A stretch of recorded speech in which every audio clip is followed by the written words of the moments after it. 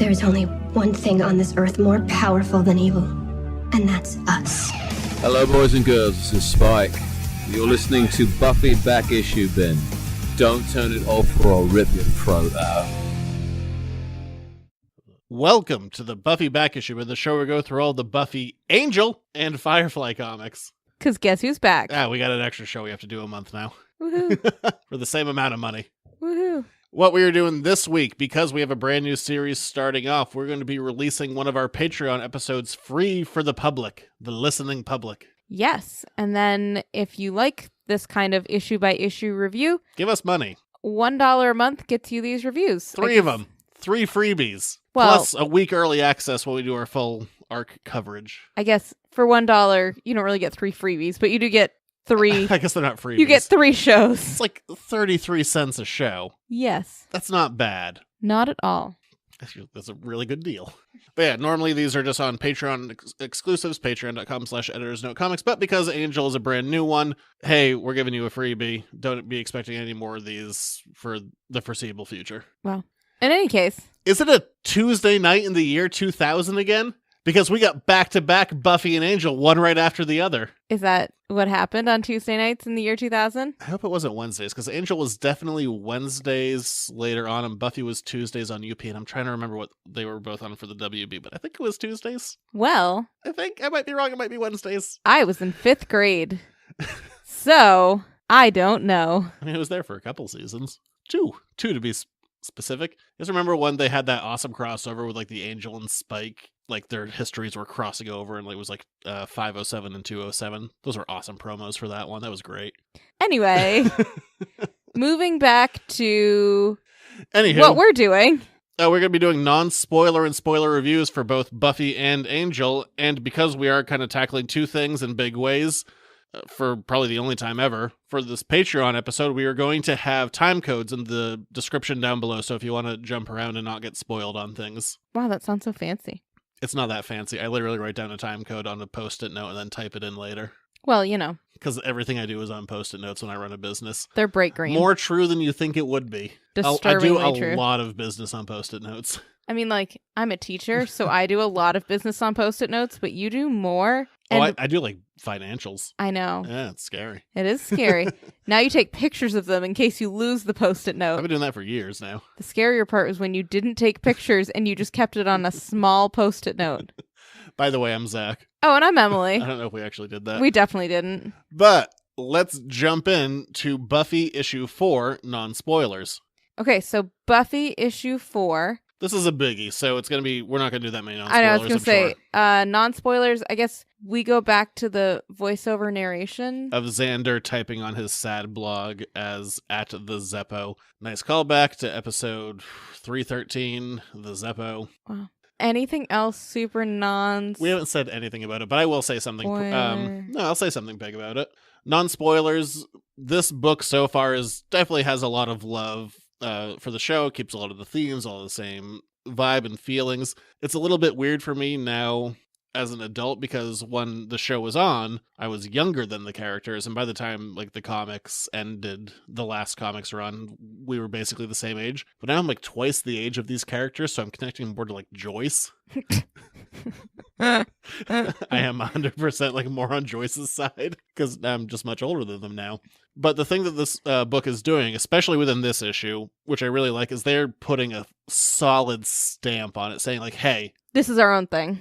We are respecting the lore, we love the lore, but we are doing something different. This isn't just a beat for beat retread, which I think is strong, and I really like that about it. There's a very fine line, and they have done a fantastic job of walking it, of giving the reader enough that they are comfortable in this world, because there's enough similarities, but also making some pretty firm differences to say, no, this is a different thing than what you're playing with before. Also, Harmony, this isn't a spoiler because she doesn't really do anything, but they keep on just mentioning Harmony in the background here and there. Harmony's going to be doing something big, right? She has to be. Totally. I mean, to be fair, Harmony ended up doing some pretty big things that...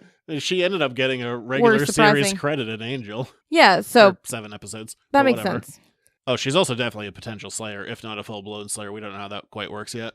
Right, and I think that's kind of fun, the lines that they've played on that as well. But That Harmony is going to be playing a big role. Oh, That's she what I'm definitely getting. is. She definitely is. But it's just very impressive to me because it's really easy to do either the beat for beat thing of a remake or to try so hard to make it your own thing that you've changed everything. And they have done a really nice job of keeping with the spirit, but changing enough that it's not. No, I mean, so the far, same. and we do get a return from him in this issue, the biggest departure we have so far is Robin Wood. Yeah. But it's not like he was such a major character that I was like, no, he needs to be the hip principal. He had so much more of a peer relationship with Buffy and Faith, especially at the end of the show, that I'm very comfortable with him being their peer now. I mean, his peer relationship with Faith was in the pants. I preferred the way that I said it.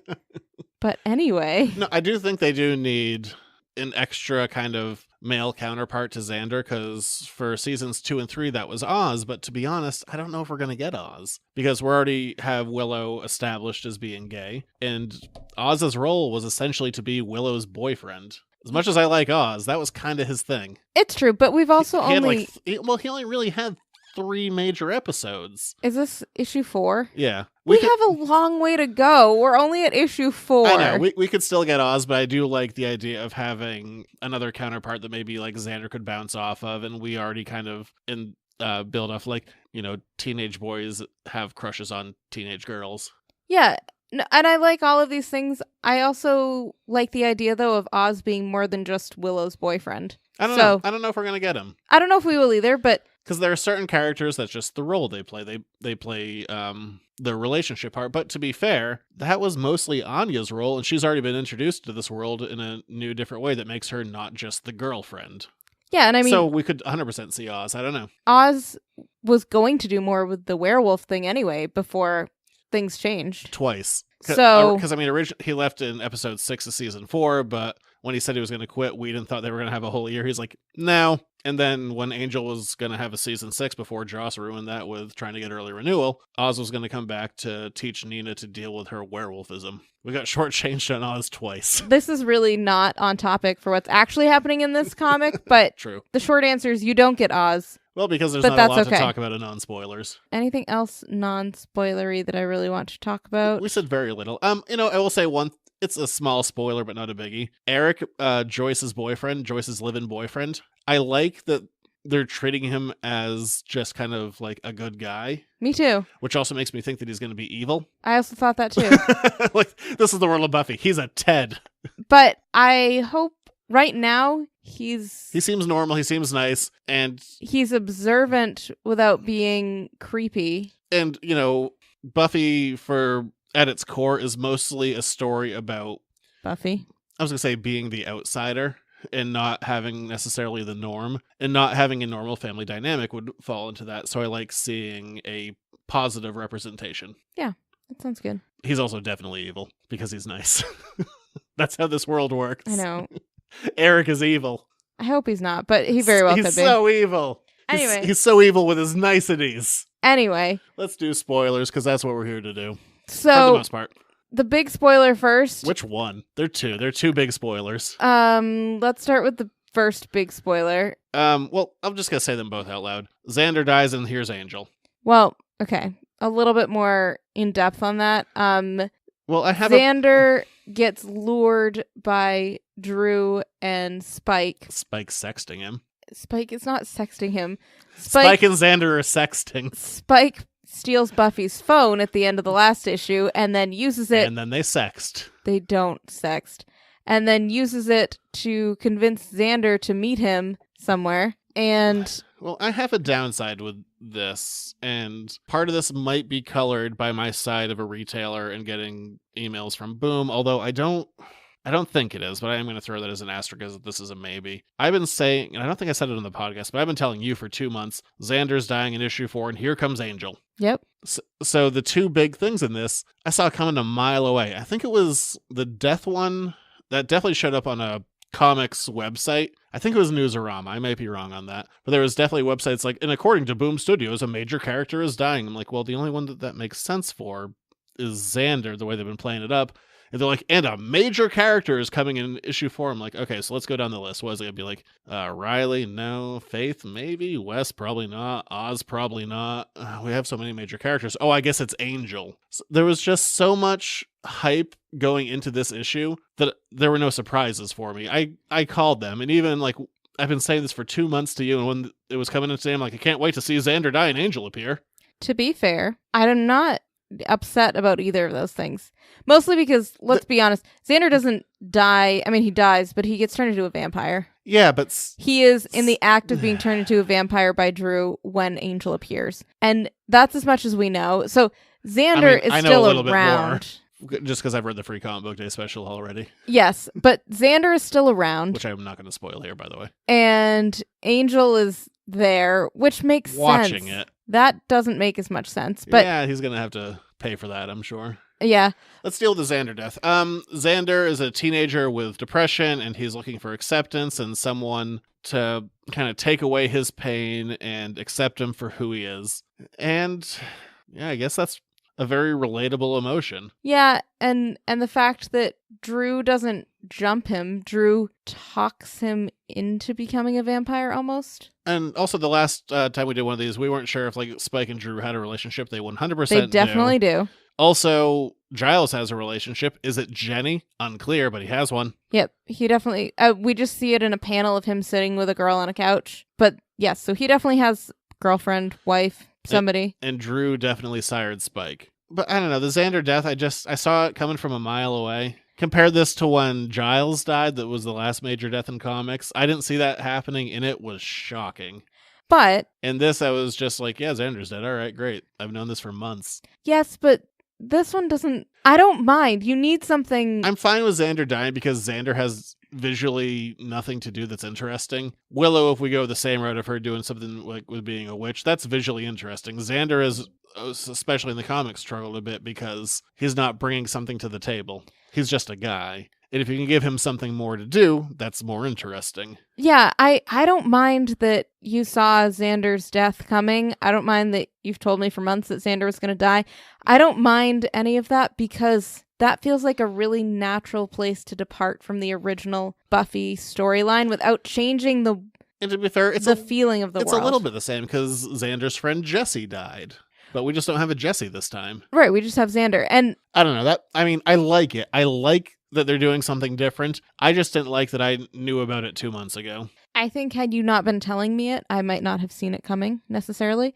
You also knew as a retailer that a death was coming. I didn't know a death. That's the thing. That was, I think, again, I'm going to say it was Newsarama. It might not have been. It might have been someone else. But Boom, when they sent out stuff, they're like, issue 4 is big. They did plug the whole first appearance thing, but they also did that in news cycles. But I read the whole, there's a death in issue 4. I'm like, well, it has to be Xander.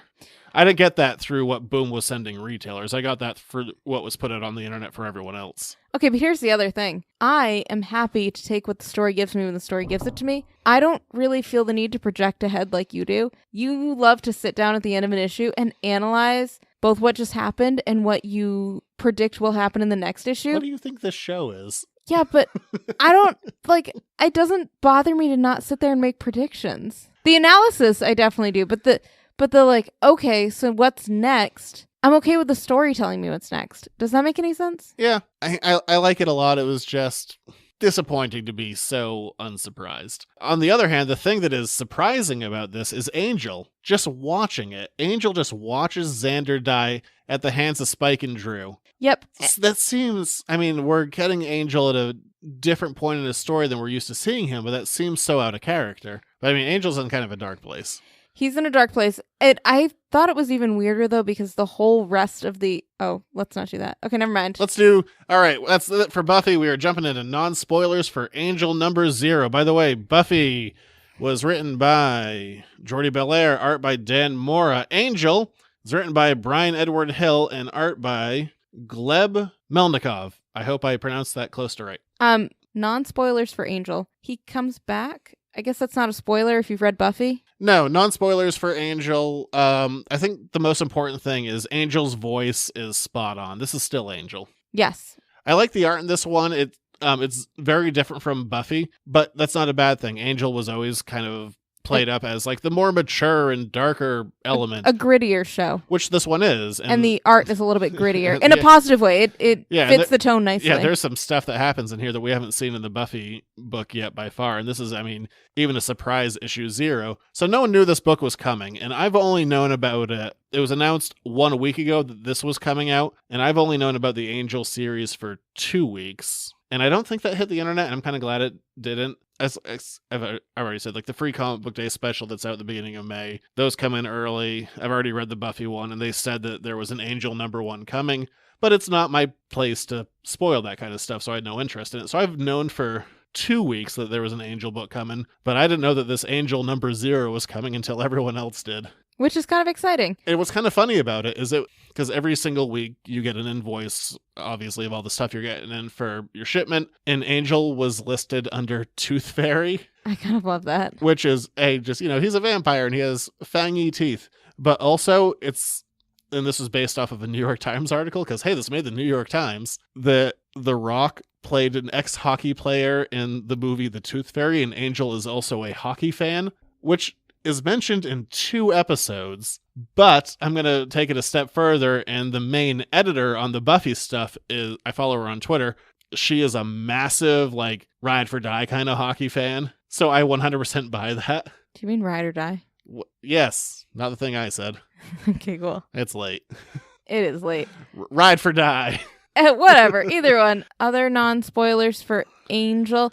I like that the book focuses very much on Angel. We don't get a lot of, like, the first issue of Buffy, we got like, oh, look at all the fun people in our world that we know still. Yeah, we know Giles and Willow and Xander. But this one is very much like, here's Angel. Here's what Angel's been up to. And I kind of like that. There's an aspect of this that gives me a little bit of an eyebrow raise. I know this is just, the older fan in me thinking of it. Angel's jacket length has cut down a hair. To like a normal length, like a person? He's wearing basically a motorcycle jacket now versus the trench coat. And to be fair, my favorite Angel jacket length is more like the 3/4 one versus the like full, like to the ground 90s one. Duster. Yeah. I prefer like the 3/4 one, like going a bit below the butt. Yep. I think that everybody else prefers just a motorcycle jacket because they don't sell the other ones anymore. No, he's just like Wolverine. Wolverine doesn't wear the long jackets. I know, but because he's just wearing the motorcycle one now. Because Wolverine is cooler. You own a Wolverine jacket. I do not. You also own West jackets, plural. That one's more true. And you also... The other leather one is not a Wolverine jacket. It is very much a Wolverine jacket. Just because you didn't buy it because of Wolverine does not make it not a Wolverine jacket. It's just a leather jacket. With stripes down the side. With a fun stripe. Looks exactly like something Wolverine would wear. Because I'm cool. Anyway, so that's your weird issue with this. But for everybody else who's like, yes, clothing being updated makes sense, I'm with all of them. I guess a non-spoiler thought is I'm of 2 minds of this. I understand that Angel is an established property, and there is money to be made there on literally doubling down. If you have Buffy, hey, why not spin off Angel? But I'm a little bummed about it because the fan in me versus the guy that says, no, this makes sense financially, would be to have Angel be with Buffy for a while before spinning off. A la the show. Yeah, I mean, I don't know what that, and clearly it's very, very early days on both sides, but I don't know what that dynamic is going to look like. And I would rather have them together than apart. But I understand the financials, but I do. We'll see what happens. But Angel is also, we don't know his exact age in this, but given the current climate, I don't think old man going after teenage girls is going to fly anymore. He looks a lot younger, to be fair. The art, he looks like a teenager in the art, in a positive way. I don't think he looks like a teenager. I think he looks like it on the cover. He looks like closer to season 1 Angel, which was a guy in his, he's supposed to be 28, but like mid-20s guy, and he was pretty lanky early on. I think he looks very close to his early appearance. Okay, so I think we're ready for spoilers. Angel's whole backstory, we find out, is about a girl that he was training to fight vampires, whom he tried to save but couldn't. She dies. He goes to Sunnydale for a vacation? Well, he's pointed in that direction. He's pointed in the direction of Sunnydale to take a break, and he gets to Sunnydale, and the first thing he does is watch Xander die, which is even more out of character for Angel because we just went through this whole issue of him saying, I just watched this girl die that I trained. I can't do that again. I kind of want to hit the biggies for me. There are some definite similarities to the Angel that we've seen before. Number one, Angel, his very first mission that we see him in, he lets the girl die. Obviously, he doesn't mean to let the girl die, but that's what happened. Instead of he lets the girl die, let's say the girl... He was incapable of saving the girl. Also, it's a little bit more complicated than that because he saves one girl, but the girl that he was training dies in the process. I'm going with there's a thread. I'm going with there's two girls. He saves the one who was in the problem first, but the one who was there to help him died. But I like that thread, but there's a difference. In the first episode, Angel, the girl, dies, and what he ends up doing is kind of doubling down and connecting with the team, being Cordelia and Doyle, versus in this, girl dies, and he pushes away immediately from a character, Fifi. We know very little about her other than she has magic within her. Is she going to be our Doyle? Is she going to be connected to the powers? Are the powers going to be a part of this? I have no idea. Who knows? I think there's definitely a potential for her to be a conduit to the powers. Also, just so we can clarify the whole Xander dying situation, we see Drew, who's biting Xander's neck, and then we see Angel, who's kind of peering out from an alley, seeing this whole thing. That's on brand, at least. Yes, it is. But we don't know how long this scene goes on for because then he cuts back to, this was the life I had right before I got here. So, I mean... To be fair, we don't know what happens in the aftermath. We don't know... And to be fair, we also don't know if Xander's dead. Or if he gets turned into a vampire, or if Angel comes in and breaks it up before Drew drains enough of his blood to kill him. Yeah, there is still a gray area here. My best guess is that Xander does get turned into a vampire because it seems like something to do. A new and interesting direction for the character to go in and something that has not been explored before. But that being said, we see Angel peering around the corner here. We also don't know how long Angel's been watching for, or if he just walked up to this corner and looked and happened to see Xander. Two people I know killing a boy. Yeah. So it doesn't look good, but I'm also not sure what happens next because this is a moment in time. This is not many moments passing. We don't know if Angel's just standing there for like 2 minutes being like, boy, it takes a long time to drain that boy. It's 2 panels of Angel, one with him standing in the shadows and one with his face that you can actually see. And that's all we know. So anyway, there's that. The girl that dies doesn't seem to have been a slayer. She seemed to have just been a girl that Angel tried to save. Yeah, because and then she got chomped hard. Like her dad was killed. Some limbs fall off when she gets chomped. That's what I mean by darker in the art. I'm like, there's a hand. That hand isn't attached to anything. Yeah, her head is gone too in this situation. Yeah, no, she's super chomped. Yep. But we start off with the helping the helpless type situation, which is always Angel. Yeah, and one thing that I like is we kind of see more medical blood bags in his fridge versus just going to a butcher. That just seems more efficient. He's also mopey, as Angel would be. I like that they just lay out his origin. Like, because this isn't the universe, we don't fully know the rules. It's like, what is he? Oh, he's a vampire with a soul, killed some people, then he got cursed. Great. And we also have a hint that the happiness clause is still in there because he has the fun Hulk line that Bill Bixby had in the Incredible Hulk pilot. You wouldn't like me when I'm angry thing to do that. You wouldn't like me when I'm happy. But that does establish that rule that the happiness clause is still there. For all of the amount that you hate exposition, they did a nice job of getting us up to date. Oh, I just like that they got it out of the way. Like, yeah, this is what he is. That's what I mean. They did a nice job of getting us up to date on Angel without dwelling on a ton of exposition. And it's all told through, different too. Yeah, and it's told enough through flashback that it's not indirect. And then I went here, and then I did this, and then this happened, and here I am in Sunnydale. And there's still things we don't know. Like we don't. Again, we have a hint that he sired Drusilla, but we don't know if Darla or Master are in the mix. So I mean, they give us enough, but there's still holes that can be filled, which I like. They kind of knocked out the broad strokes early on, which good, get them done. Yeah. Let's move the story forward. Yep. Angel, when we meet him, is in a very dark place. And something that I'm curious about is how Angel got here, because where we see Angel, this is a pre-Buffy relationship versus when Angel kind of got out of his funk before, it was because Whistler showed him a 15-year-old girl, and then he's like, I need to get pretty for that teenager. You know what? That's weird. That's what happened, though. Super weird, but happened. I'm just saying. what I'm intrigued by is that we kept bringing up when he was training this girl, Helen, the one that dies. Chomped hard. Helen kept saying, you shouldn't just be training me. You should be training more people like me. You need to be training more than just me.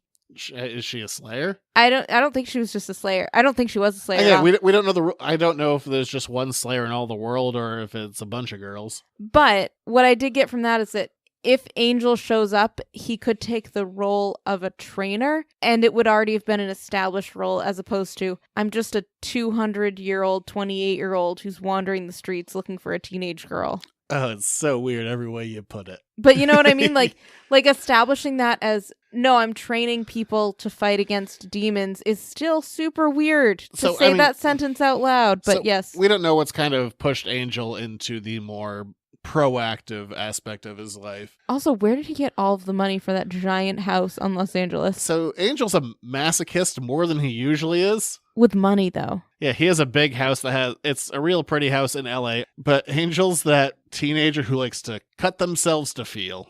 But he sticks his hand in the sunlight to burn. Yeah, so he's that guy. Angel is still trying to figure out who he wants to be and what he can do, because he clearly has a lot of guilt over what he's done, and he's trying to train Helen to help atone for his sins in a way. Yeah, so Angel is definitely at loose ends. He gets sent by Fifi to Sunnydale to take a break. Take a break. Oh yeah, Hamilton references are back, baby. The show continues with Hamilton. Anyway. But what that does remind me of, again, is Fifi connected to the powers? We know she's connected to magic. Oh, there's two aspects of this. Reminds me a lot of Angel 107 when Doyle gets a vision that Buffy's going to be attacked by Native Americans. And that episode is a weird bag to unpack that I'm not going to deal with. But Angel goes to help Buffy from the periphery, and it kind of reminded me of that a little bit just because it's early in his solo career, obviously, because it's the first issue. But the other thing is Angel mentions that magic has a price, and that was a big thing in both Buffy and Angel. Yes.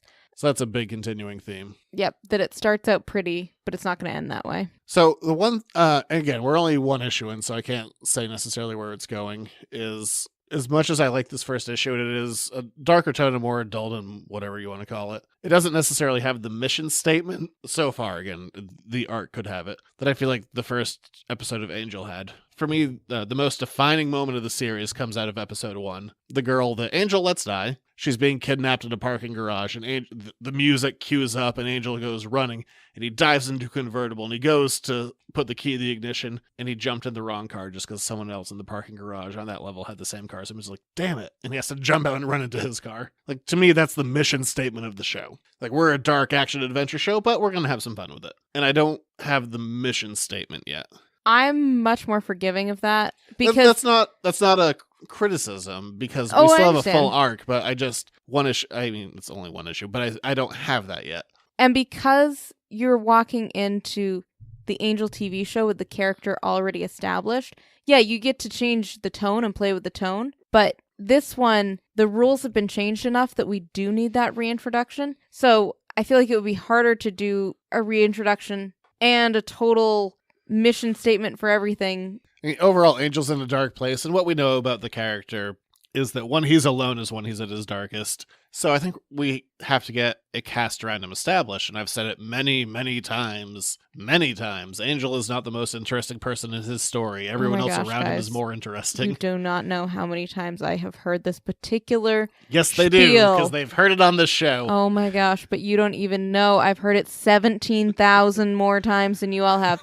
Do you know how many times when we were watching the show, he was like, I don't think that I think Angel is the least interesting character in this show. I like how so many times. But I want them all back. I want But Wes. every time you said it, Gunn. like it was a Fred. new thought. It was not a new thought. I want Lauren. I want them all. I want everyone back.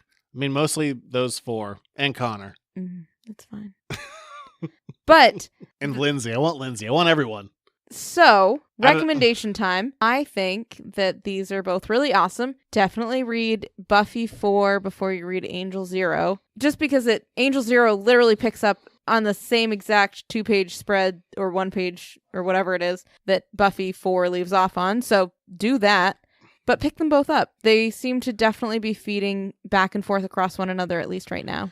Yeah, if you like what this is about, we do non-spoiler and spoiler reviews for all the Buffy, Angel, and Firefly comics that you can find on patreon.com/editorsnotecomics. We also do a full arc review for every single one of those, and those will be released 1 week early on Patreon, aside from me doing another show that's a pop culture news and review show that's totally unrelated to this, but, you also get that a day early. And I only make very seldom guest appearances on it. You've made 2 appearances out of 159 episodes. But they've both been in the past 2 months, 3 months, 4 months, 5 months. I don't know. Just kept adding months there. I don't know. Well, 2 months sounded too little. And then I was like, I don't even know when this was.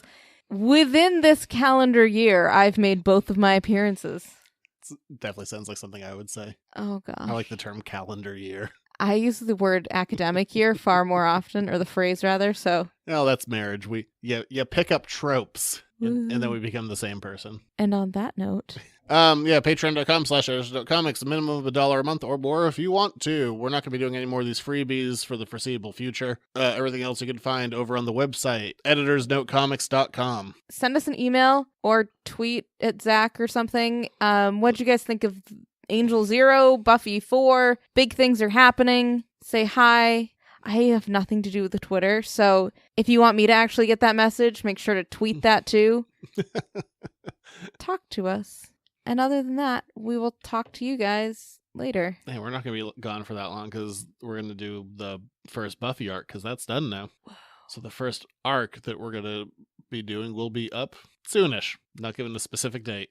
Let's record that this week while I'm on vacation still. We should, and then that'll be up a week early for Patreon subscribers. Woohoo! What? Look at that, all time back. All right, we'll be back later for something. Bye. Bye.